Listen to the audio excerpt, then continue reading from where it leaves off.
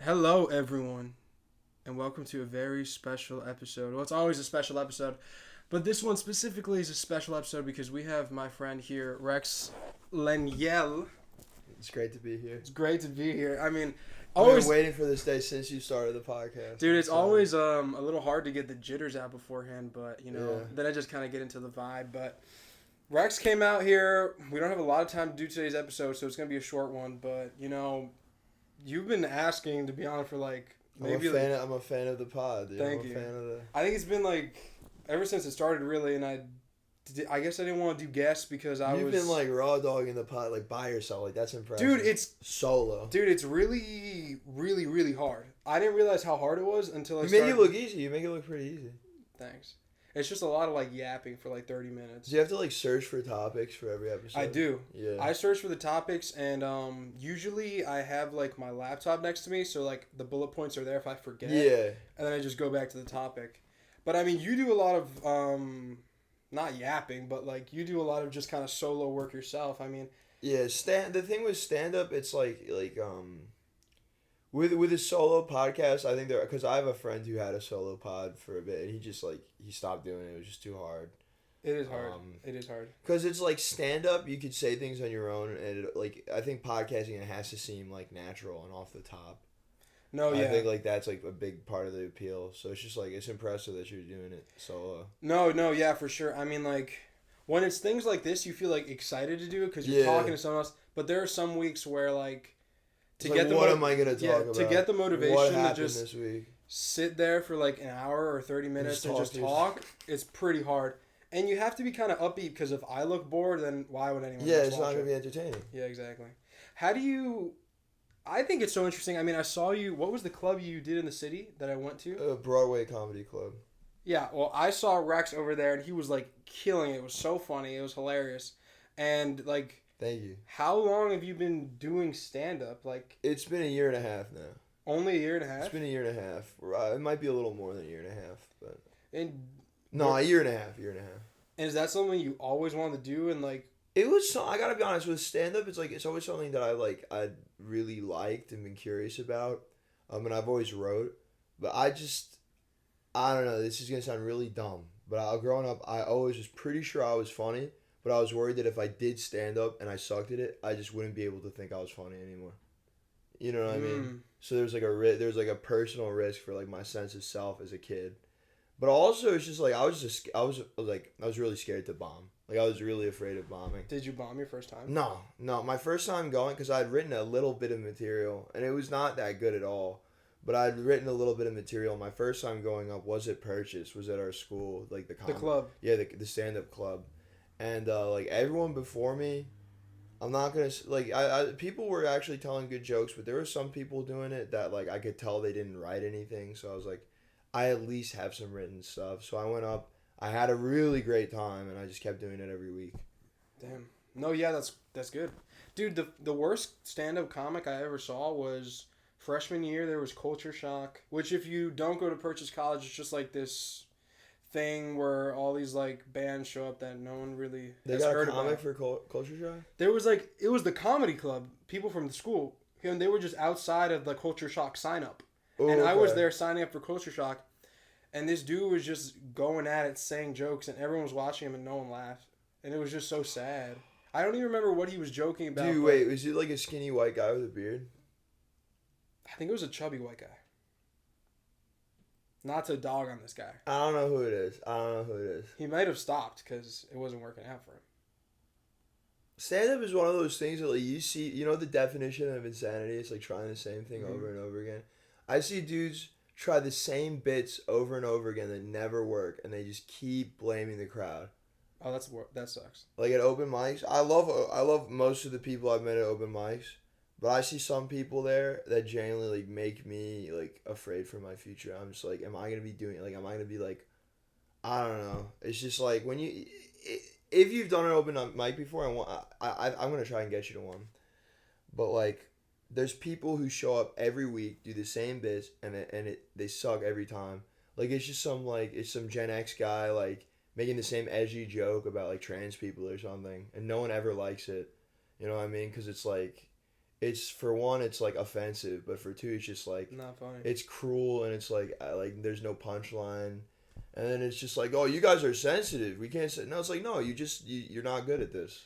Oh yeah, no, that's so true. Because I mean, like, I remember there were so many comics I saw that night, and most of them weren't offensive at all, and everyone was laughing. So Yeah. the whole like You sensitivity. You could like say things that are like off color, like you could do blue comedy, but like there's so many people who just genuinely are trying to say something like offensive. I feel like that's a big problem with like the scene right now, and I think it's gonna like Really?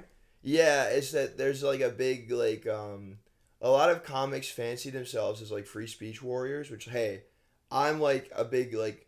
I'm a big fan of free speech. I'm also a big fan of like free speech. Also has consequences. You know what I mean? Like No, for sure. Oh yeah. like Totally. I'm not like a huge fan of like canceling people or whatever. Like I think there's some people who definitely know like they should be shunned. Like there's some people that should be shunned. Like that's always been a thing. That like wasn't Kanye.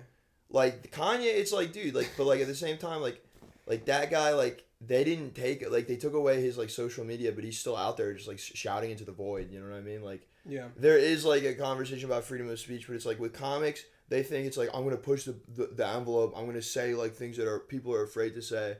When in reality, they're just saying stuff that like their uncle says like at Thanksgiving. You know what I mean? It's like Yeah. you could say these things. It's just there's also gonna like I don't know. I know a lot of guys who are actually hysterical, who I think are maybe almost shooting themselves in the foot because they're trying really hard to be shocking, because they really think that's the way to get attention, and it's like.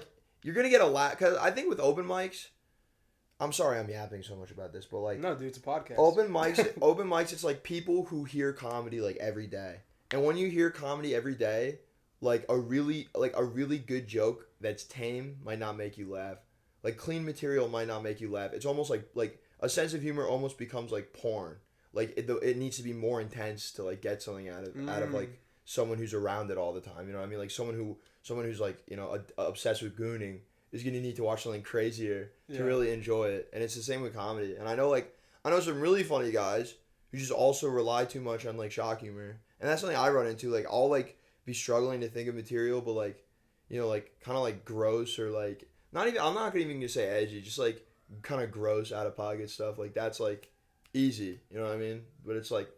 It's not as fulfilling, so I don't know. Do you feel like there are a lot of guys who do stand up who aren't funny but think they're funny?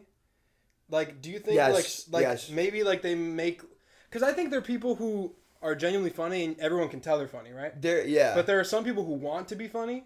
There's some people whose friends like tell you could tell that like this is the funniest person at their office. You know what I mean? Yeah. This is a person who their friend group in high school was like, you should totally do this, and it's just no. You see a lot of that. You see so much of that, and it's I don't know. I never like to be like the crusher of dreams. Like I'm not just gonna sit here for the whole pod and just be like, yeah, dude. Like everyone I see at open mic sucks. Like I've genuinely like I'll be at open mics and there's people who are like way better than me, and it's like intimidating. But like especially when like starting out, and also there's some people who are like really good at comedy and they'll just have a bad night. Like that if you're good, and I haven't been going to open mics enough, but like if you're going to open mics, you're trying to go with new material every time.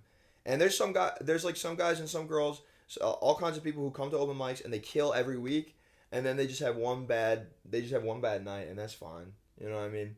But then there's some people who are like, they show up to the open mic and it's like their third place. You know what I mean? It's kind of like a bowling league or something, and they're always wasted, and they're doing the same stuff every week, and it's just I don't know. It's an interesting scene though. You meet interesting people doing it. I'm like the youngest people. I'm like the youngest person. At like a lot of the mics I go to, like me and my friend Sam, and like in the city, I'll definitely see more people around my age. But like going locally, it's like a lot of like people who are like 5 to 10 years older.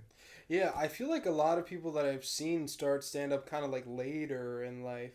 I feel late-ish. Sometimes I feel like I should have. Sometimes I'm like maybe I should take a break and like hone my perspective and go through some more stuff. Like I don't know, I don't have a terrible time coming up with jokes right now, but. I mean, I think that a lot with comedians, I don't know if it's like, I feel like musicians, you always see like sometimes like the best stuff will come out when they're younger. A lot of comics get better when they get older, but sometimes they just get worse. Like I feel like there's so many comedians who just like the minute they have kids, it's like all they could talk about is their kids. You know what I mean? Which can be really funny sometimes.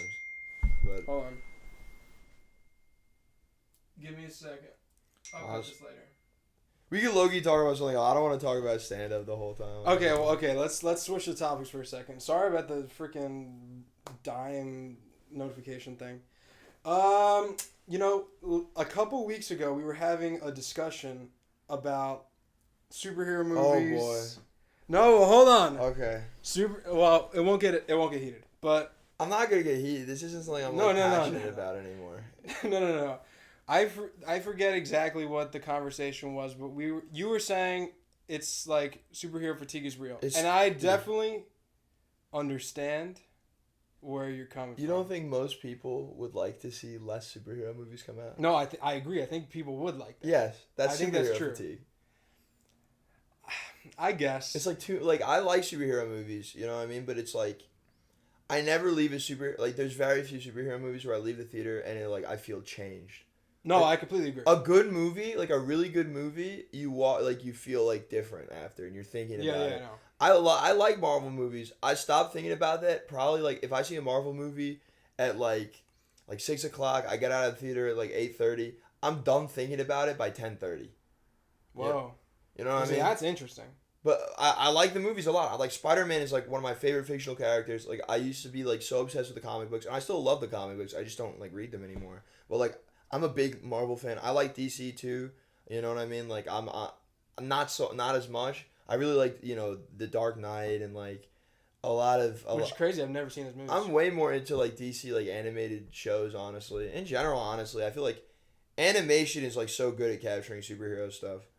But Spider-Verse. But it's like every year, like you're right. 4 Marvel movies need to come out? I know what's gonna happen. The antagonist is going to lose. Right. Maybe they've gotten good at making the antagonists seem sort of nuanced, but they still always lose. The good guy wins. Maybe someone dies. If you're lucky. If you're honestly like, isn't it mess? Like I go to a Marvel movie like hoping that a character is gonna die just so I feel something. No, yeah. No, you're so right. No, and I'm not even like a glazer of these movies. No, I know. Yeah. I think like I don't even know. I guess my main point was that like people still watch this stuff even if it's slop. No, yes. I'll never say that everyone's good. No, even if if it's garbage, like people still the new Avengers is going to do like $1 bajillion. But I'm saying like even if because like Thunderbolts, I thought that was actually a pretty good movie. Didn't do so terribly well. No, it didn't. Because I think people were just tired. The fan base is gonna watch it, and they're still gonna turn a profit off of that fan base. But they're greedy. They want to turn a bigger profit. You want to turn a bigger profit? Make a better movie. Like take more time. Make a better movie. Like if they were making multiple, they tried to make Star Wars into a cinematic universe. That failed. Yeah, no, that's bad. People just did not want to see more than one Star Wars movie, bro. I don't even want to see a Star Wars movie a year. I want to see one like every freaking like 4 years. And not even, bro. Like, generally, I'm not excited about any Star Wars coming out. Like, Star Wars used to be like my favorite movie franchise. Really? And I'm not even a huge sequel hater. Like, I hate how people have like politicized the whole discourse on those movies. I don't hate them for any political reasons. I just think they suck. Like, I just think they're soulless. And I like them a lot when they, like, the first, like, honestly, Last Jedi, I liked it as a kid when I saw it. The first watch. But then the second watch, I'm just like, this is not Luke. Like, that's not Luke. And, I know that things change, but that's just a different character. And that Leia Mary Poppins thing was terrible. And the Casino Planet. Oh my god, when she flies out. The Casino Planet people hate on so much. I liked the puppetry. I thought that was super cool. Like, I didn't think that part was so bad. That felt like kind of 80s Star Wars, for better and worse. And just like I think Rey and Kylo Ren, their whole dynamic was getting like interesting. But it just, I don't know. I thought Last Jedi, I respected a lot of what it did actually. At least it was trying to be a movie. Yeah. You know what I mean? Yeah. Force Awakens, not bad actually, but it's just like, again, it just feels like Jurassic World. It's a very Jurassic World type movie. And then Rise of Skywalker is like horrible. Abomination. Rise of Skywalker, I saw it in theaters with this dude I don't see that much anymore, but we saw it together. And we both looked at each other in the movie and we're like, that's the worst movie I've ever seen in my life. I was watching it and it's like, oh my, like, why would you bring back Palpatine? It's just like, it just showed you, like, they didn't have a plan. Like, they just fully didn't have a plan. They had this Snoke character who just was meaningless. Like, they weren't creative enough to, like, take a character from the past or create a new kind of Sith. No, here's just a Palpatine XP. Oh, but he was Palpatine the whole time. That sucks. That sucks. And also the whole, it kind of retroactively it's like a middle finger to the prequels in a sense. Because I'm not a big prequel fan. I do like the lore of those movies. I love the lore of the Clone Wars, and I like Revenge of the Sith. And the whole thing is hinged on the prophecy that Anakin will bring balance to the Force. And so that makes, retroactively, the prequels and the original trilogy are about Darth Vader, Anakin Skywalker. Like, he is Star Wars to me, that character. No, yeah, for sure. And then it's just like, oh, wait, no, but he didn't really bring balance to the Force. He brought balance to the Force for, like, some time, but Palpatine was still alive. That's such a middle finger to that character. No, yeah, I think all this, like... And his voice was... They had all these Jedi voices. They didn't even have Hayden Christensen come in the booth to say one line. Yeah. Like, what? Like, dude, I don't know. That, to me, also... Like, my nerd brain, it not only ruffled, like, my critic feathers, like, my nerd brain just hated that. Because, like, Darth Vader's my favorite. And it's just like a huge screw you to, like the legacy of that whole character. I got way too nerdy about this, but it's still, like... Rise of Skywalker was a terrible movie. Yeah, awful. And Mandalorian was really good. Mandalorian season 1 was actually really good. I couldn't believe that they got me to want to watch something after Rise of Skywalker. But even that, like, season 2, it's just too many references to, like, different, like, scrimblows. Like, oh my god, here's Count Jar Jar. And, that's a made up. No, I think the whole a million characters. I think the whole, like, reference city thing is I hate horrible. it. It's horrible. It's genuinely, it's like just, oh! They're just dopamine farming. Yeah, it's like dopamine farming. Because, like, I understand following a franchise for, like, many years and, like, really, like, getting familiar with the lore. And then it's like, that's, like, a reward. Like, those references, it's, like, rewarding you for being dedicated. But, like, it's so excessive. Like, Mandalorian season 1 was so tasteful. It's, like, it felt like a really new story. It felt like there were, like, a new angle. And, honestly, I liked how disconnected it felt from the original trilogy and from the sequels. And then it's just, I don't know. I'm gonna have to catch up because I know they're making a movie. I'm probably gonna want to see it. I haven't seen any of this. I've only seen, like, the first 2 episodes of season 1 and I never watched the rest. Season 1 I thought was really good. I thought that just, like, the relationship with, I'm not even calling him Grogu, it's Baby Yoda and the Mandalorian. I thought it was cool. I thought all this, like, the lore stuff was cool. I thought it was, like, very, just, like, it felt very Star Wars. Like, it felt Star Wars. It felt atmospheric. I think that's the thing that the sequels were missing. They had characters, like, quipping and, like, they fly now. Like, that's not... There were jokes in, like, the old movies, but they were all about, like, atmosphere. Like, that's one thing about George Lucas. He, like, really made you feel like you were on another planet. They didn't, like... Maybe it's just because he couldn't write dialogue, but they didn't talk like us. You know what I mean? Like, there was an atmosphere. A lot of the characters were somewhat stoic. There was, I don't know, it was a very cool vibe. And then just the sequels, everyone talks like regular people. You know what I mean? Like, everyone's like, oh, man, like, they're joking around and stuff. Like, there was banter in the original trilogy, but there was this lingo and jargon that felt like, okay, this is how they talk. And it helped immerse you into the world. And then in the prequels, it's just like, oh no, this is poorly directed. But I think the prequel glaze has to stop. The prequel glaze, no, that's revisionist history, 1,000%. Dude, that's people our age who watched those movies as babies and was like, yo, this is cool. And they haven't seen it in, like, they haven't watched it since. I watched Revenge of the Sith semi-frequently. I love that movie, but there's parts of it where I'm just like when it hits, but it's like some of that dialogue is so, like, on the nose. And I think it's just George Lucas. He just says that he had less people reining him in. There were a lot more people, on board. He gets all the credit for the original trilogy when there were a lot more cooks in the kitchen than there were with the prequels. He just kind of went wild with the prequels, and everyone around him glazed all his ideas. Like, have you seen the clip from that documentary? He's like, Jar Jar's the key to all of this.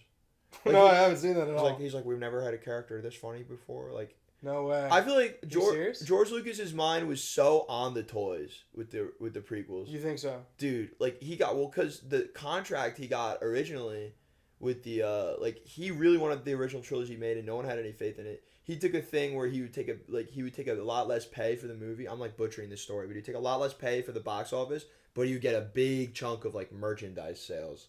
And we all know how big merchandise was for Star Wars. Like especially like the original trilogy, like the Kenner toys, like that just be sold out constantly. Crazy lines for it. You know, so he made a ton of money on the toys for the original trilogy. And I don't want to say that sort of influenced him a type of way with the prequels, but I don't know, dude. You have the most marketable looking character, like Darth Maul, like toy selling machine. I'm sure, like the amount of like I don't know, dude. They definitely a lot of Star Wars. It's just like I don't know. That's a franchise I'm very cynical about. And Marvel, it's like honestly, I didn't even see. I wanted to see Captain America, but with how expensive, I didn't even want to see it. How expensive it is going to the movies. It's like I know this movie is gonna let me down. I know I'm not gonna be like super happy with it. And it's gonna be on Disney Plus in a month. Yeah. Yeah. And Thunderbolt, and I'm still a nerd, so I'm like, why doesn't Thunderbolt Ross have a mustache? Yeah. Why does the leader look like that? They had Did you see the leader, bro? Like I didn't see anything. Dude, they had a good design for the leader. Like they apparently like had all this concept promos released, and he looks cool. He looks just like he does in the comics. And then in the actual movie, it's like he's falling apart, and like he looks like a zombie. Damn. Which like I mean, again, I don't really care that much about like how they visually design the characters. But it just annoys me, like, when you have a good design and you just throw it away. Yeah. I'm not excited for superhero movies anymore, but I've been really excited for the Superman movie. Do you feel like... I'm not gonna lie, I've been saying every time I see a poster for that movie with my friends, I'm like, I might let myself get a little excited for this Dude, have you seen the new clips from it? No. I've seen the trailer. I'm trying to not... Dude, I've been, like, obsessed with the clips are so funny. Dude, you can't watch too many of the clips. You're gonna see the whole movie. I know. I've seen, like, the whole movie on TikTok already. No, I'm excited. I think it's gonna. And be the cool. Fortnite season's been fun. Have you been playing Fortnite? I need to hop on Fortnite. I need to get the Bob Belcher skin. Dude. Yes, I want the Bob Belcher skin. I need to get Hank Hill, dude, we and should Cleveland, and Bob Belcher. No, 1,000%. Dude, I'm like, I like that. I like that he has the crypto dog and he's just flying around with him. No, I love the dog. The dog is There's so a cute. clip in the trailer where like Yorkie. Where the dog smacks this guy. Do you remember they had a cartoon about crypto? It was just about crypto. Yes, I used to watch that all the time. That's in the back of my mind. Crypto, bro. Crypto means a completely different thing now. Like you said crypto and for a second I thought you were talking about like currency. I'm like, what? And Elon Musk. Lex Luthor's selling crypto. That'd be funny.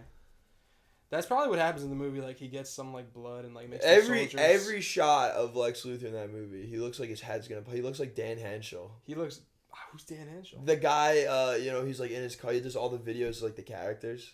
Dude, no. Like he is like dressed up as the priest in one, or like he's dressed up as a therapist, and he's like, "I hate my clients." Shout out Dan Henschel. I'll have to look that up. He's a very funny guy. Well, our time's running out here, but I'll ask one more thing before we go. I mean, you kind of are like a viral sensation online on TikTok. No, dude, you are. A little bit. It's one video. It's a couple of them. It's I love making brain rot. I'm very happy. Yeah, you maybe are the king of brain rot. And also, I would say, like, you seem, even in your stand-up work, you incorporate a lot of this, like, impressions into your humor. It's definitely, like, my skill. It's definitely my skill. Yeah, you're really good at it. And it's, like, were you always able to do that? Like, how growing up, my parents, but especially my dad, were, like, both good at impressions. It used to scare me. Like, I watched Sesame Street with them, and then they would, like, do Grover, and I would get freaked out for some reason. Like, I remember being very afraid of Grover. Can you do Grover? I think he's like, "Hello, everybody." Oh, that's good. Yeah, it would scare the hell out of me. I can do Kermit the Frog. Everyone can do Kermit the Frog. All right. Do Kermit the Frog. Do Kermit the Frog like? Why are there so Oh, that's actually good. songs about rainbows? Do Kermit the Frog, and they're like foreclosing his house. Oh, please, you can't do this to me. Oh, this is my Kermit, house. Kermit, help! No, they're tearing down. Oh, that's good. Nice. Yeah. I could do Mickey Mouse too. Oh boy, it's me, Mickey Mouse. Oh boy, I sure hate creating original movies. I don't know. Yeah. I think I got you beat on the Mickey one. Definitely, dude. I have to like. No. But those are my two. I can't do anything else. I mean, I guess I could do Cookie Monster, but who can't do Cookie Monster? You could probably do Cookie Monster. You could probably do Stitch. Oh no, I've tried. I can't do Stitch. How? Hannah, me. No, I can't do it. I can't do it. Stitch's uncle. Oh, Hannah, hey guys. That sounds like the dude from the Muppets. Well, What's yeah, his name? that's Fozzie. Wow. Oh my! Did you hear about the new Lilo and Stitch movie? Like, Yeah, I heard CPS takes it away. CPS Stitch. Yeah. That's actually nuts. I wonder what they meant by that. Dude, the live action remakes are another big problem. I hate that. I hate that too. Like the hadn't like. Why do I've they not exist? seen that How to Train Your Dragon. I someone told me like it's actually really good. I'm like, what's the point? well, like yeah, it's like my friend Alex told me. Alex Baglio, he doesn't have a big social media presence. He's a comedian though. He's the man. He told me like I was talking about like just why we hate the animation remake so much. He's like, well, you can do less. Like there's just less you can do in live action. Why would you do it? Like you have so many. There's so many more limitations. You could be less funny. You could have like the action has to be more constrained and real. Like it's all about money. It's literally like you just can take a good movie, make it worse, and make a profit somehow. All right, I'll leave you with my last question because we're running out of time here. But I completely agree with like the whole like IP films and like stuff taking over, and some of them are good. Yes. But most of them are it's just like, the industry now. I understand it. Yeah. What do you kind of like hope for? Because I mean, we both kind of want a career in Hollywood in the future. So what do you hope for Hollywood? Like, what would you want to see? Honestly, dude, like that's part of why I got into stand-up because like I feel like the movie, like I really want to like we both study screenwriting together. Yeah. At Purchase, but I see the movie business going in this IP driven direction, and like the only people who can get stuff made are like comics or getting stuff made on like Netflix, you know, people who like have a like I don't know, dude. It's like I would like to see in Hollywood. Unfortunately, I doubt we're gonna see any big budget like original project. I saw Mickey 17, that was incredible, and it bombed apparently. Not bombed, but it didn't turn a big profit. Or even any profit. People just don't want to go out there. Because people don't want to like take a risk. Like if you see like if you're like looking at the movies, it's like Mario and Superman are out right now. Like you know who Mario is, you know who Superman is. Like those are characters who at this point are almost like Greek mythology in American culture because they've just been around our whole lives, and we could go like hang out with them for 2 hours in a movie theater with a popcorn and a soda, and it's bright colors and it's fun, and you feel good. And I'm not saying there's anything wrong with those IP movies, but even like original projects, like there's always a name attached, like A24 or Pixar. Like there has to be like a brand behind it, like an original idea. So what I'm really hoping for is like people say that they want original ideas. I hope eventually just like that people will just start going to see these lower budget movies. Yeah, with put their original money stories. where their mouth is. Yeah, and also I think Hollywood just needs to realize like we can make stuff like that's just like the 80s had so many comedies and like rom-coms and all this that were literally just characters. It's just realistic stories, and that's like the kind of stuff I like to write. Where it's just like a bunch of people figuring stuff out. And that you don't need a big budget for that. I mean, No. the biggest part of the budget would be getting the A-listers, and that's another thing too. New actors. I'm so sick. Like I like Timothée Chalamet. He's a great actor. I was just gonna bring up. Why does he have to be in every movie? Why does every time you need like a skinny white boy, it's Timothée Chalamet? Dude, because he's the star right now. But it's like it was Leo DiCaprio and bro. That's the thing. I feel like Leo like. Timmy's the only big star in our generation right now. Like, you have Austin Butler, sure, but it's like, it wasn't just DiCaprio in the 90s. You had a lot of different leading men. Tom Cruise, Brad Pitt. I'm trying to think. I mean, you have some great, the millennial generation, you have some great leading men. Like, I mean, obviously, Michael B. Jordan, I think, honestly, is, like, one of the big ones there. Like, he's great. But it's like, we're seeing him and Timothée Chalamet all the time. And, like, you're seeing, like, I don't know. I just don't think we have, like, our generation, like literally our age, and, like who's a movie star? No one really. Well, I forgot her name. She's a very distinctive look. She was in that. Oh, girls. There's a lot of girls. I meant like guys. But in that movie with the chef, she looks like this. Like what? She played Princess Peach. Oh, Anya Taylor-Joy. Anya Taylor-Joy. Oh, I like the movie The Menu. I did not see The Menu. Good movie. I heard it was pretty good. Yeah. She's good. She's I like her. Good. Yeah, there's like a lot of good actors and actresses. I feel like there definitely are a lot more good actresses right now in our generation than actors. I don't know, but I feel like it's just because like we're not seeing we're not seeing a lot of new. Yeah. I mean, it's crazy. We might be going to the movies pretty soon and see like Finn Wolfhard as like leading man, top billing. You don't think so? I think he's a good actor. I think he wants to direct. Yeah, I think he probably wants to do music. I feel like that's another thing too. All the actors nowadays want to do music or something. No one wants to just act anymore. Dude, Tom Listen to my album. I mean, because I don't know, it's the internet, man. You Yeah. can just promote everything. Tom Everyone has a Holland. little. Tom Holland's gonna be our new Link, probably. No, he's too old. They're gonna do. Who's gonna be Link? They're gonna get like someone our age to do Link. I Yeah, think. Hopefully. Sadly, this podcast has to end. Damn. But dude, we were getting in the car. we We should do another I one. think we should do a part 2. We should do a part 2. Yeah, I think it'd be a shame not to have you back on. Honestly, Rex, thank you for doing That went this. by so fast. It was a lot of fun. Dude, it went by so fast, and it sucks we couldn't have more time, but I sadly have to go to work. But, we're going to do it again, so don't even worry. There'll be a Stay part tuned. 2 one day. All right, guys. Thank you so much. Peace out, and stay sweet. Bye-bye.